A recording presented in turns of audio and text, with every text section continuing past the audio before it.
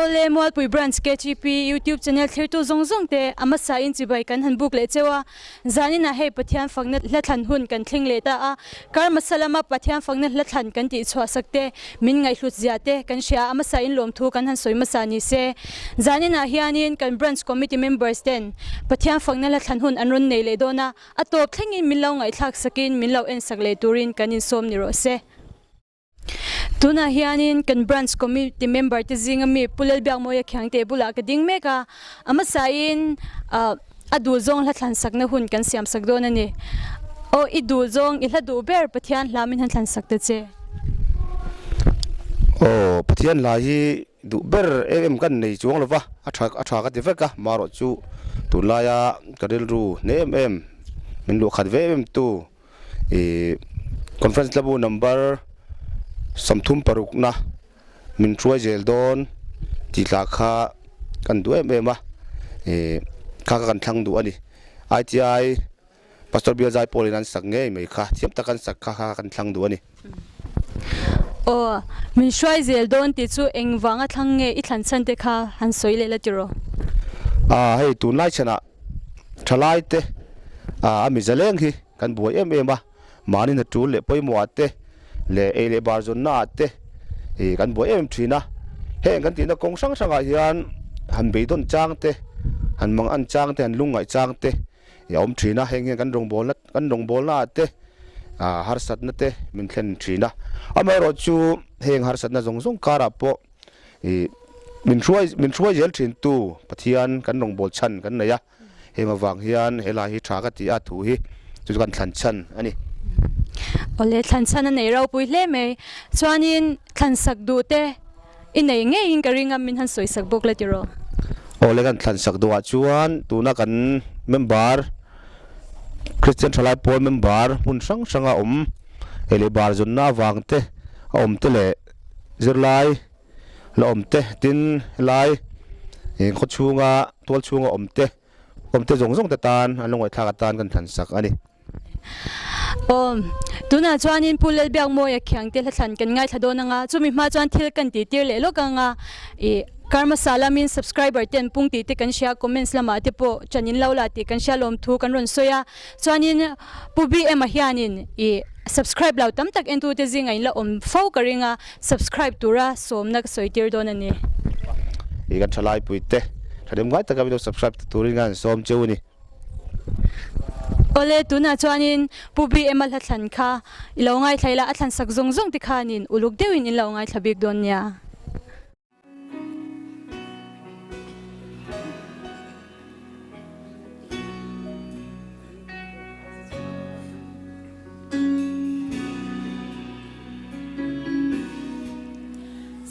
công tôn tu she lo vin mo ni tin nin ka ka se la ran le mai tur kho ve la ya rin ka kre nga si lo ma se I swan min tiam vangin lung kham re ka nei si lo en kim ma shadow ka fagi akianga ka kalsemo til en bo to don ma ila shadow go til bo ni se ren ro tu atsu ka sha min shoi sel kon ti ka sha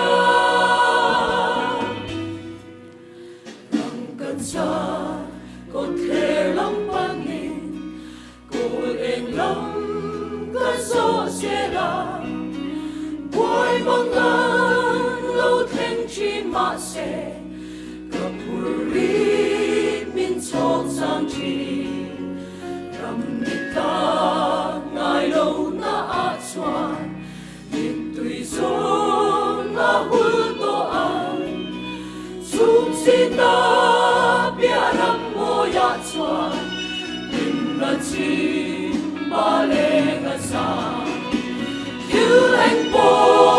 to don ma ila shadow glow till bo ni se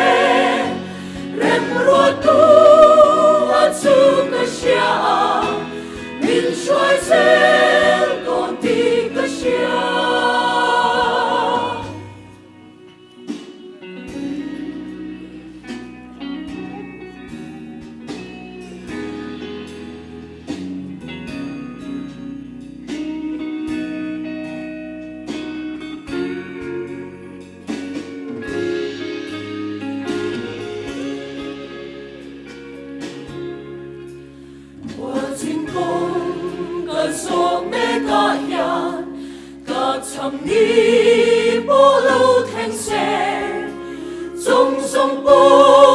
hoi sang lâu tu choa min cần sang ngài si lâu va cả sang qua cả công số a ya tôi lia đi min nuôi ba se càng nghe na ông reng lang ba choa a thi se min min lia bu thiếu anh po tô tôn mà ila chia tô câu thiếu po đi se rem rua tu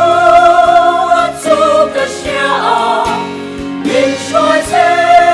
tô ti ka sia thiếu anh po tô tôn mà ila chia tô câu thiếu po đi se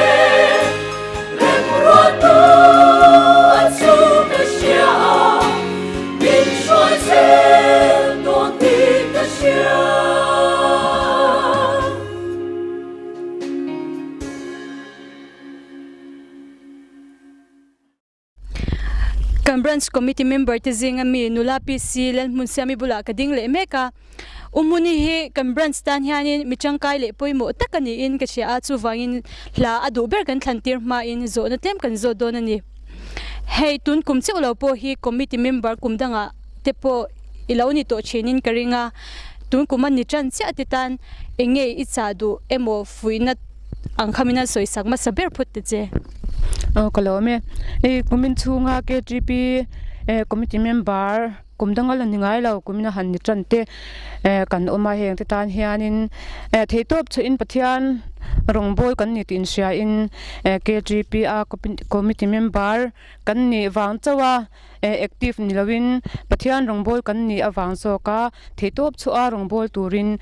committee member kumin chunga ron ni tharte po theitop chwa turin kan fui ani o he Pathian Fakna la thanhun kan thling le ania karma sala ma te po kan pe chhuak to a I enve shim shim ti hi kan zot ting che o ene ilau comment comment san lo ma se acha ka ti tun chuma mi chu lo comment to nge le tiro ni comment nge yang ole tuna chuanin I hla du per han thlang te che chuan I thlan chan kha an soingal bukla la du ber hi connection lawa du hi kanga khopa ma se tia hla thlang tura min han ti ta ka chuan ka ri ro ron om hasaber kan thlang anga chhingchhip pastor biala kan omla ya chhingchhip pastor bial zai pol tina an sak BTS da dil kam ti kha kan ron thlang anga ka than chan chu ama a thu sim sim hi vai hian tha ka ti a kan taksana mei ba ka kan ri ru lamte kan tharau le thing po min tidam tu lal Isa Krista kan nei hi ring tu te kan van nei zia te chiang tu ani a kha kha ka do chan pakhat ani ole shelo tam tak kan la om takin umuni hinula la nia chuwangin thlan sak du te po nei mai theya mun sang sang mi tlangwal te po ni mai theya I thlan sak du te khan soila thlan sak du chu an tam ama ro chu Mualpui branch KGP member tan le mun sang sanga na thoka om kan member te chungchi pon lama omte kang hautan khan kanun thanga tin kachia nu te panni ari ni le van te tan abikin kanun thanga tin kachung te tan khan kanun thang bokani tuna chuanin umuni la thlan kha kan ngai thlain kan thlir hau lenga a thlan sak zong zong te khanin uluk deuin in lo ngai thabik don nya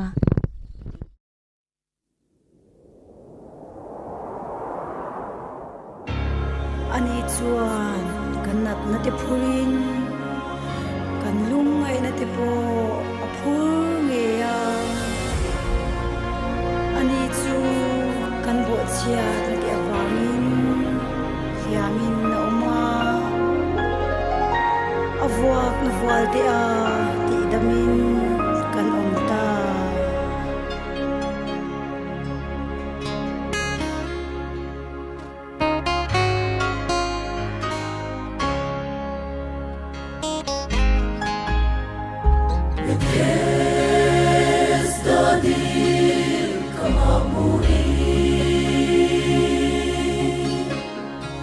Lam lan tui phong the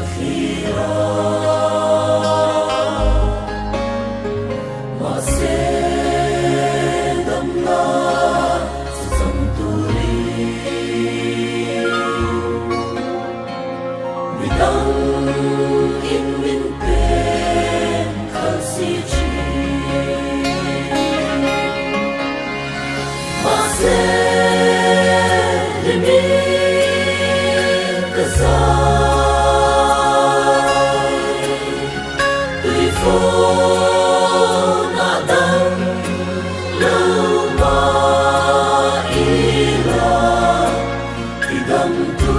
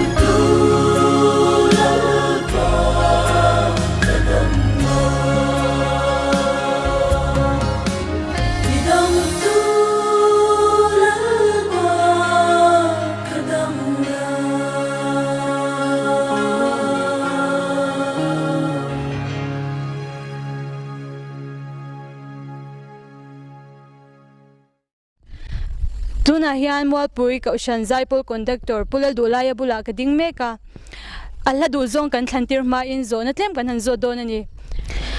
kumina hianin ka ushan zaipol te hiang kumdang aya mason na nia ishiat an nei te khongai min han shil te che nia alo mam hei hlatlan no hun te mena siam sak dona nia ni hei no pangte in shoi tu du sakna changin ko han zaipol conductor ni na te kanan ni ve a nia kumina hianin kumdanga ta pokan lo tel photo ma son na nia ka shiat chu kan zai sim hi adang lam chho ve da be mo ti te kan rilu chana no matin no pangte te kan nia ma chu kan son ve setting ka sia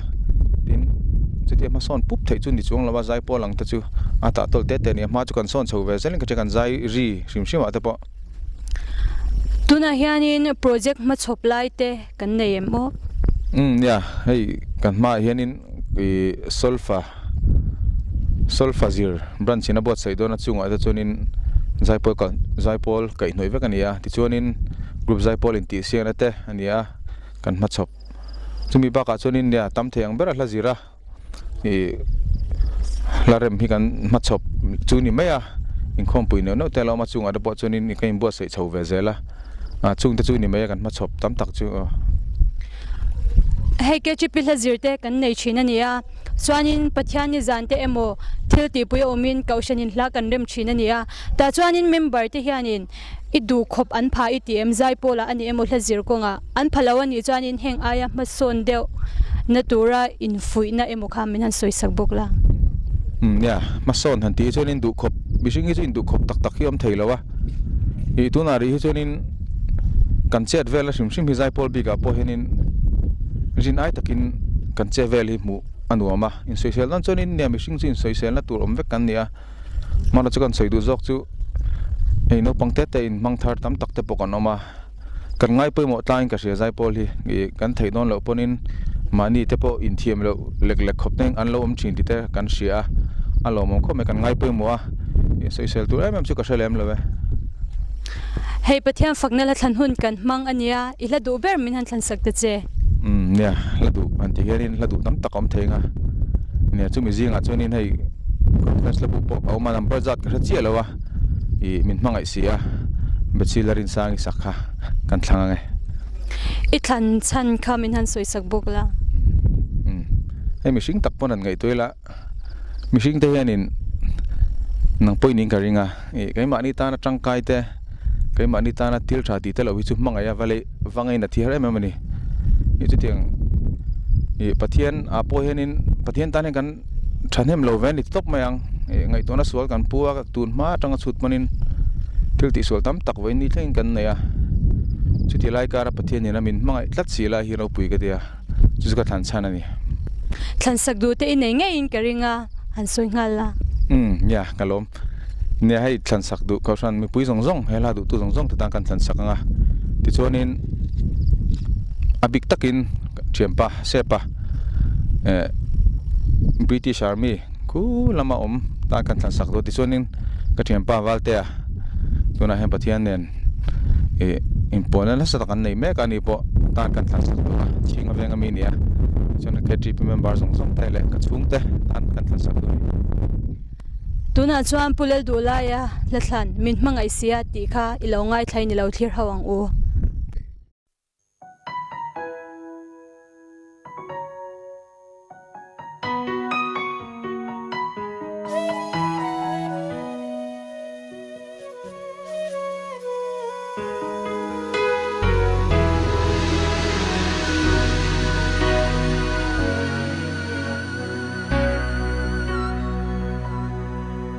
I không ai cross con zo in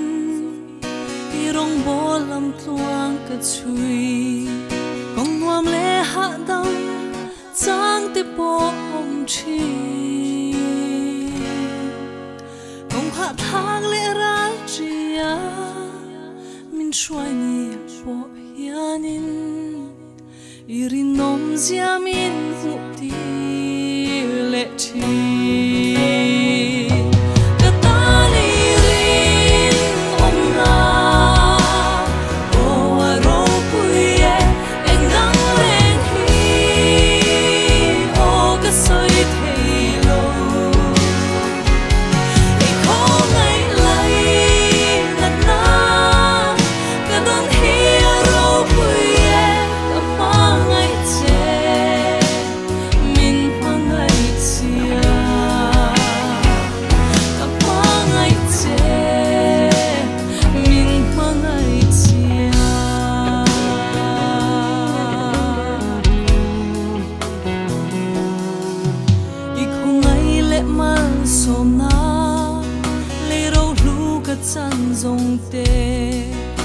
Chơi sen lo ve o ro puye I chat na ka tan lom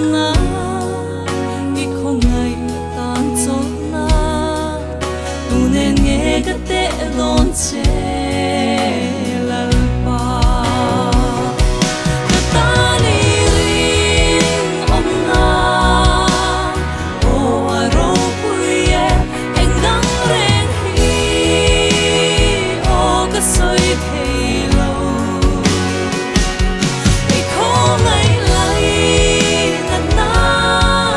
ka don hi aro puye ka pa ngai che min ma ngai chia ka pa ngai che min ma ngai chia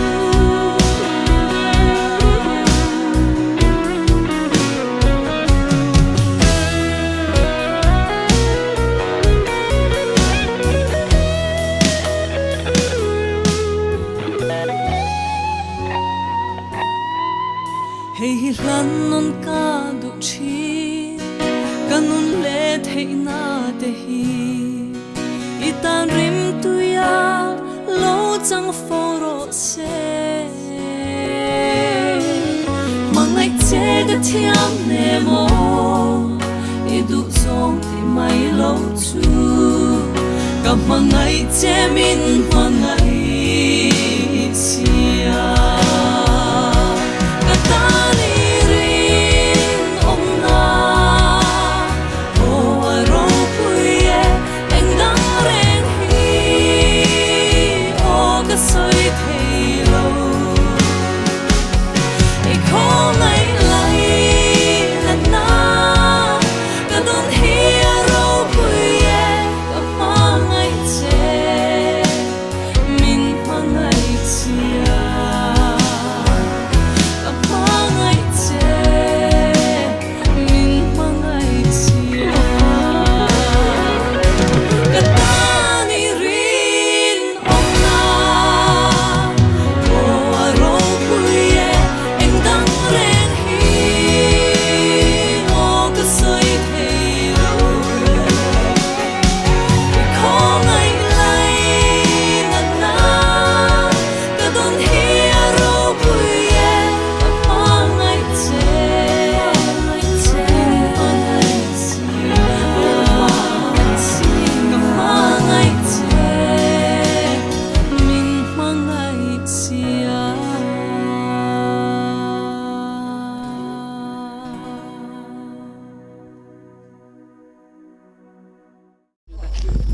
Ole he kan branch committee member ti zingami nulal baby lel cross moi bula ka ding le meka ala du thlan sakna hun kan siam le dona nula baby hi kan branch stan hianin mi poimo le changkai tak mai ania tuna hianin committee member lo hi chanwau poimo tak achel ni in ka sha min shil them o tuna hianin hei Chhingchhip Mualpui pastor bial Kristian Ṭhalai Pawl hian treasurer ni lai mek ani kan shat lo takin nula baby hi hun engemoni chen kha bial zai pola hianin member ani ve a chuanin zona tlem kan han zot lenga bial zai pola member nya vatel hi rongbol na poimo tak ni ni shaem eni tereng me ke mani tan mason na ro pui takani a hei kum engi mo chen kan tling lo tak chuin kan han thok ve ani a zai shim ha po a zai thiam ni lo mai la kan rongbol na konga min ti saktu poimo tak ni in ka sha o tuna hianin branch member ti hi idu khopin hei pathian zanin khom te le KGP zanin khom te kan neita ta chuanin member ti hi idu khop aning khomem idu ang takin aronin mangem min han soi sakte che shia thia mahar asoi thia mahar khop me anin khom tha thokhat viau hin ka shia amaro chu nia ngai poimo tok lo deu te po an lo ome thea an atlang pui chuana thokhat viau hin ka shia hei Pathian Fakna la thlan hun kan mangania karma salama te po kan pe chhuak tong a ilo en ngein karinga hei hi branch member hlate tan thil thatak ni ini siam thil changkai tak ni ini siam a thakop me ya hei rongbol na poimo tak ni in ka shia a biak buk thleng phalo te tana rongbol na konga Pathian lama te an Pathian nai na man ruwa ani kabe se ya tha ka ti khop me o illa du ber min han thlan sak de che hei la du hi chu atam meya maro chu tun lai ya chang karil ro e ka thu soina po ka soilang hiala I rin lui klumang amoni aming kha ka chiang che lawa khami lasak la rongbol tu kani ti hla kha kan thlangange on nula baby hi a kaushan ang zongte a KGP ang zongte a khwa ang zongte a kan nula chhuan vor le lang sar ta kania thandu tam tak mun sang sanga mi te anein karinga thlan sakdu han soite che Zoram a Kristian Ṭhalai Pawl ka member pui zong te tan kan thlan sakdu a tin he YouTube channel lo thlir tu zong te tan ka thlan sakdu boka chuan he la lo nal lo tia tha lo ti ve tu zong te tan kan thlan sak boka nge ole nula baby la thlan kha ilongai thain lo thlir ho leila a thlan sak zong te khanin uluk dewin in longai thladon nya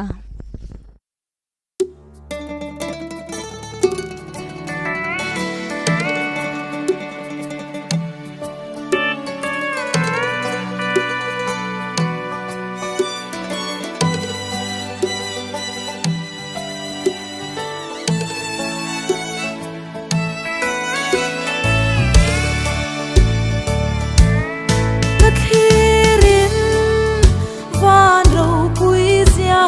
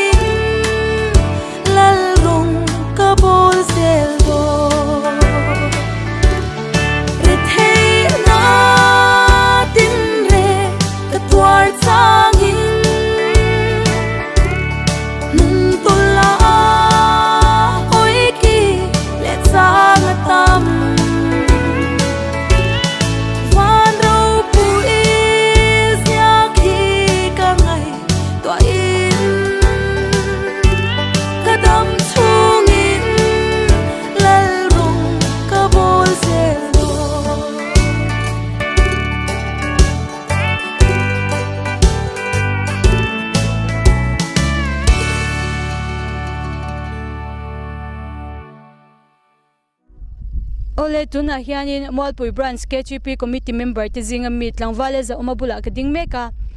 ala du zong thlan sakna hun kan siam sak don ani ihla du zong idu ber min han thlan sak te che hla du ber han ti la ya hian hla du hi ka nga khopa hla hi engani keima phu ni om takani ti hi ka nga khopa ki tiang khen lo phoi lo ti te ka nga khopa kha tiang kha hla du ber ti lai hi chuan thlan tur kan hrechi lawa amaro chu tun huna ka hla du mai pakhat kan thanganga lalrem ruatale mission veng thlang pastor bill ten ning ka ria horo ti an sakha kan thlang du ni horo ti chu engwanga du ngot ngei ni ti kha idu chan kha khongai in han soi te che hei tun ma in khovela himle tleina zongin kan lo tlan ve na sa hei pathian khongai na changin sangni sompariat atang khan pathian khongai na changin hetlaya hian KGP ate kan hei mang chau ve a ko ran te zara te heteng kan mang chau ve a chuwang chuan horo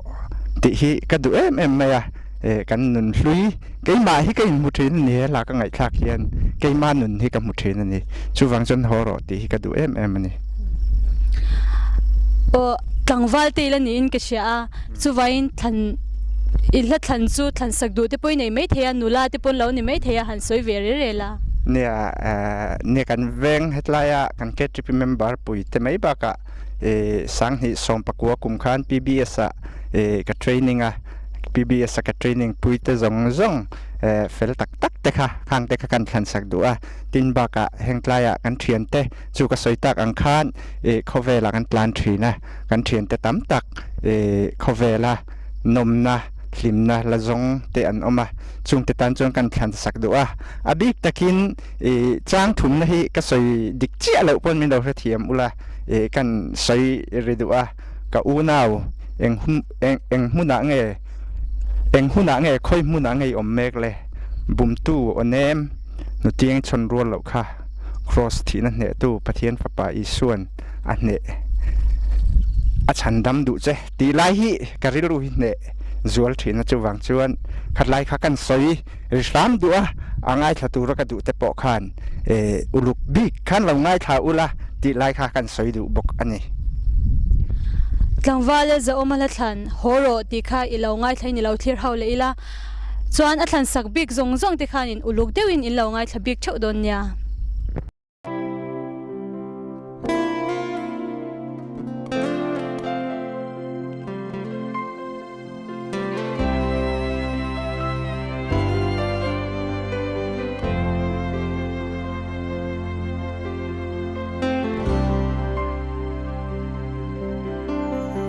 Kalim na le kay na umin dermang setan ka thang sual ati razon lam tuang azal wam nge reizong anilo boral na kong karang hong chulo trum kong dang om lo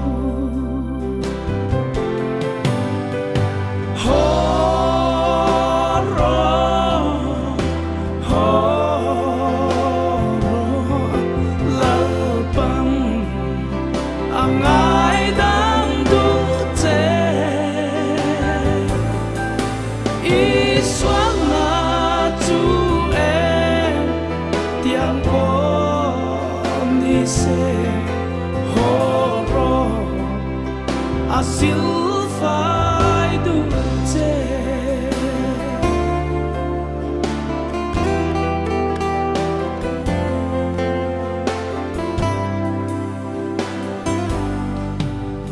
khovel hiam tlai puar na azong ma se tlai tik ka om silo tam takan liam kamwan tu tak tong lovi tak tay lui zo malo lim kha yang an ra le thi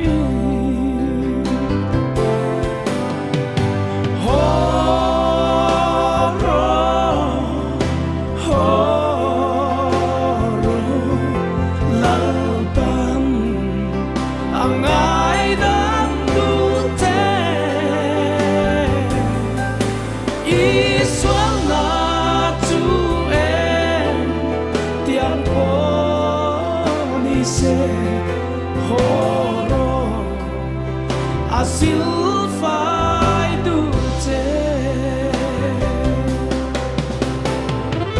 kau nau em hunang e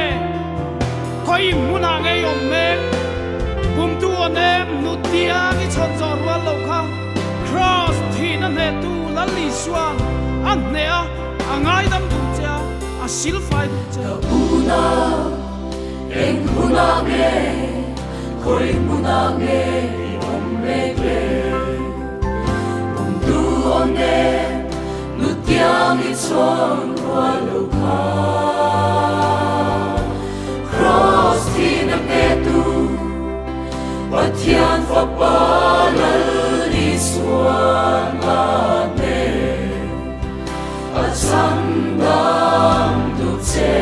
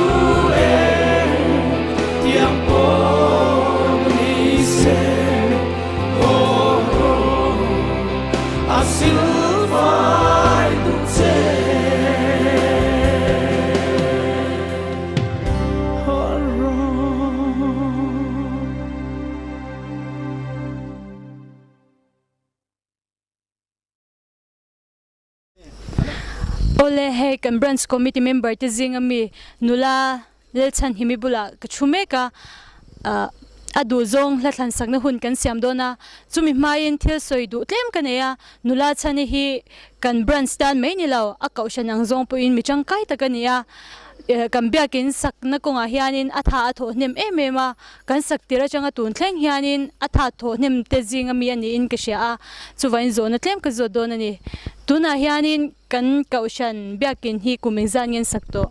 kumin July tha hi apum le chuanin kum thum le tharuk kan sakna turania ka sha swalo chuan he hi rora chhut I abul kan chan tak tak ni atanga I ka sha dan ani ka soi swal em lawang chumo o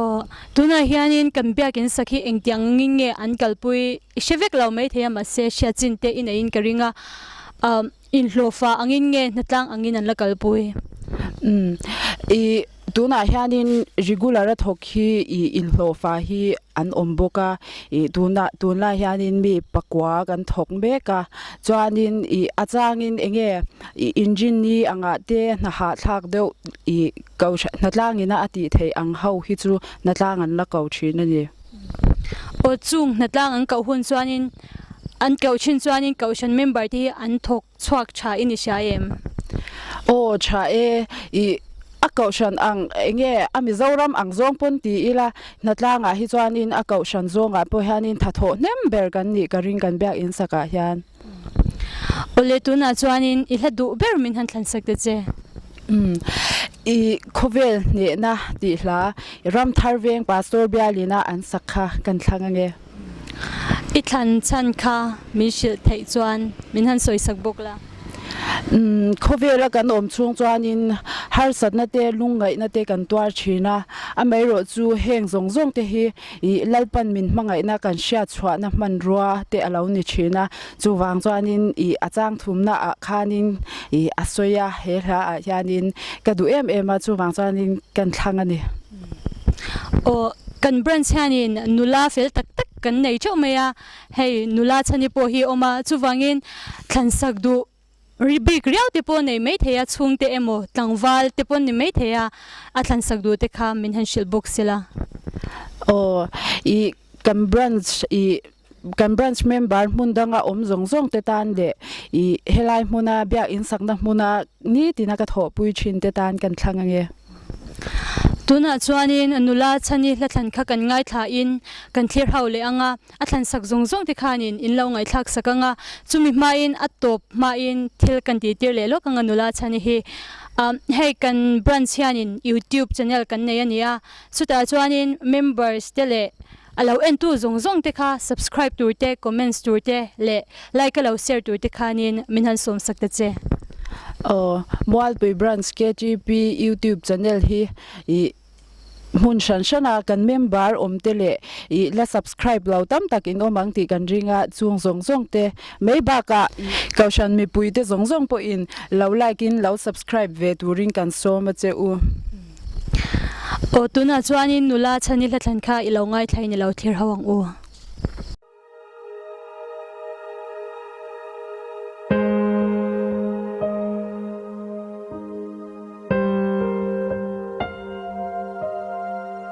Vai vota ta re thei chu akai tho thina pachia chu ek durata choi kang thin million te ne na om tir theya ro pui na lal thut thleng an chan the nan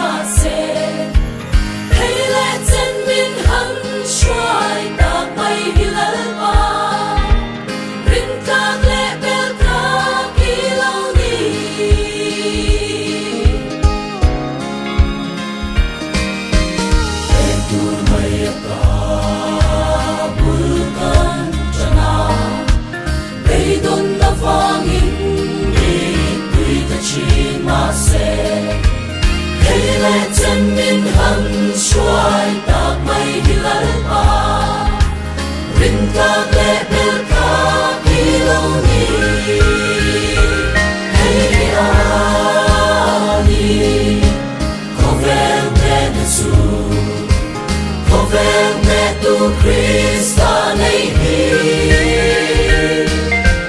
a chu chuan ka tan hian in lal pan ni le tha te po chel ding thei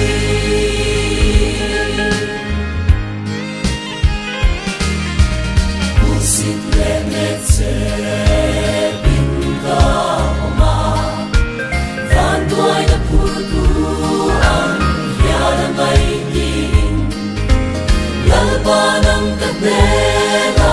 swani om sela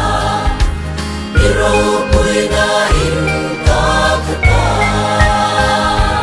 hey ali kovel me su kovel me tu Kristian ei hi chu chuan ka tan hian in lal pan ni le tha te po chel ding thei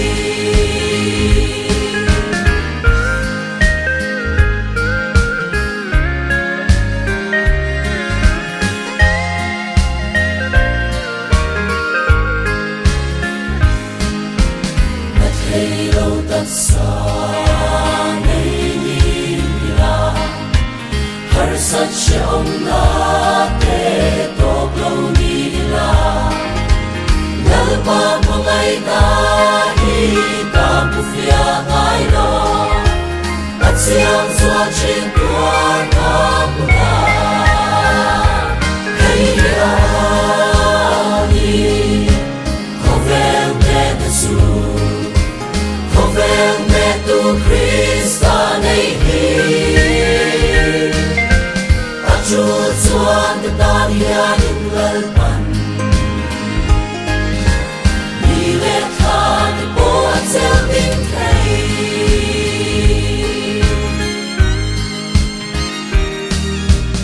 al so na so lo mi lang vui na hin shin ta mang ral nge yam ma se ta tharau chuan lal pa puta lal pa chuan ka lo ni hey ani kovel me na su kovel me tu Kristian nei hi a chu chuan ta tan hian in lal pan